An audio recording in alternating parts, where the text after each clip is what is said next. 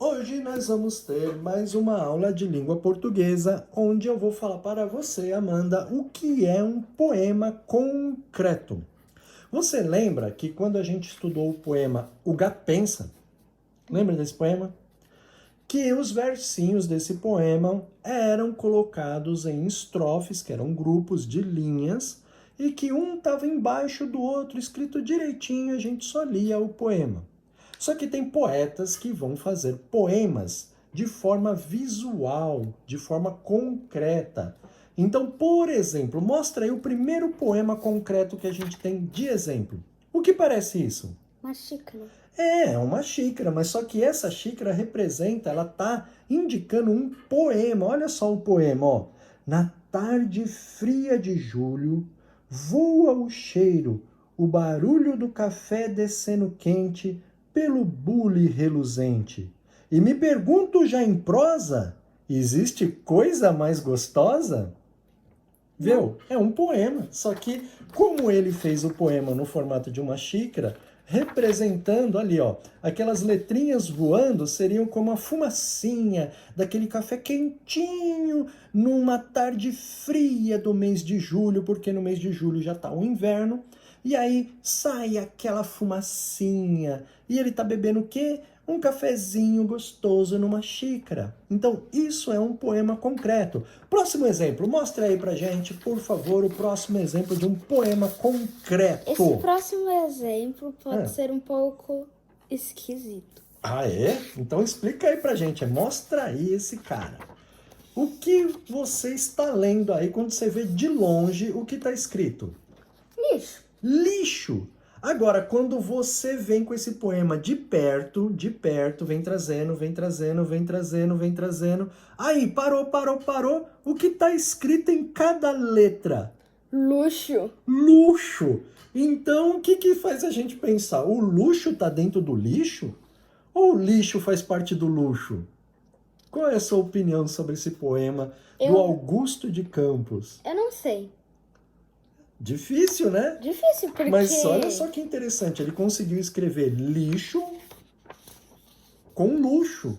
E são coisas extremamente antagônicas, são coisas bem contrárias, né? Luxo é uma coisa luxuosa, grandiosa, e lixo, bonita. E lixo é uma coisa que você despreza, que você joga fora. Então como é que você escreve lixo com luxo? Ou como é que você faz luxo com lixo? Não faz sentido. Faz pra gente, mas faz poeminha aí pra gente pensar. Próximo exemplo, que também faz uma coisa pra pensar aí, ó. O próximo é mais esquisito do que todos os poemas que vimos até agora. Ah, é? Então mostra aí pra gente como é que tá esse cara aí. Ó, eu vou ler aqui e tá escrito paz. Certo. E agora eu vou mostrar pra vocês. Olha lá, quem vê de longe tá lendo paz. Mas se chegar perto, paz tá escrito com o quê? Deixa eu ver. Tá escrito guerra. Guerra? Mas como é que pode ter paz se tá em guerra? Como funciona isso? Isso que faz esses poemas visuais, esses poemas concretos, fazem a gente pensar justamente nessas coisas que são antagônicas, que são contrárias uma da outra. Como é que a paz pode ser formada pela guerra?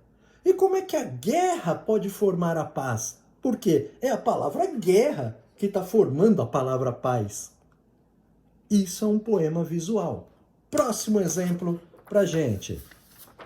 O próximo exemplo é muito fofinho, é muito bonitinho. A maioria de vocês deve conhecer que é o nosso famoso coelho. Coelho. Olha lá. Então tem ali, quem vê de longe, vê um coelho.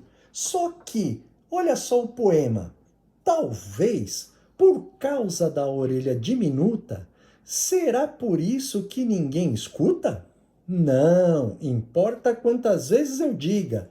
Não ponho ovos, que coisa, que intriga. Humanos são um grande mistério. Porque quem tem orelha diminuta escuta pouco? Não pode ser possível. E coelho também não bota ovo. Mas por que a gente fala que coelho bota ovo? Eu sei que pássaros, gansos botam ovo. Tá, beleza. Mas um mamífero botar ovo? Desde quando? Exatamente, desde quando? Mas o poema está justamente fazendo essa crítica. O coelhinho está reclamando que ele não tem orelha diminuta, que ele tem orelha grande e ele escuta. Orelha diminuta, orelha pequena. Pois é, orelha diminuta, bem lembrado, bem lembrado. Orelha diminuta é orelha pequena.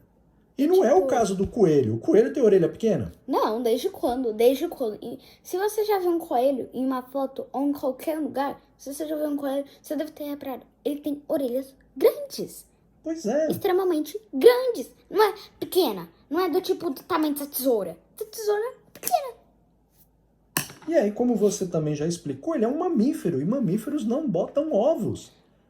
E é por isso que ele termina lá no pescocinho do coelho, mostra aí pra gente. Ele vai terminar o poema, o coelhinho, como se o coelho estivesse dizendo pra gente, olha lá, humanos são um grande mistério.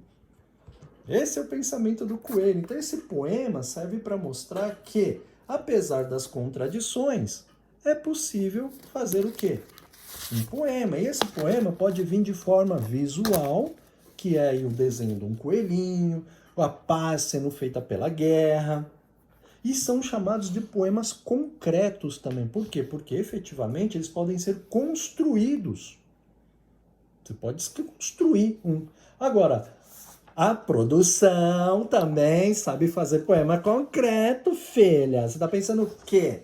Eu acabei de fazer um poema aqui concreto. Mostra aí pra galera o meu poema que eu acabei de fazer. Ó, meu pai, ele usa folha, como é que é?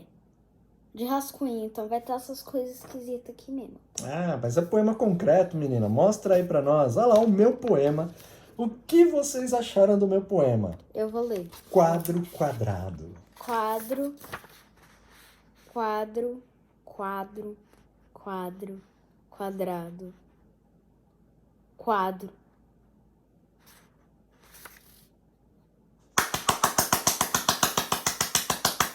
Um poema concreto. E mostra aí. O poema tá no formato do quê? De um quadro. Quadrado. Por isso, quadro quadrado. O quadro é quadrado. O meu poema é quadrado. Ah! Poema esquisito. É um poema muito esquisito.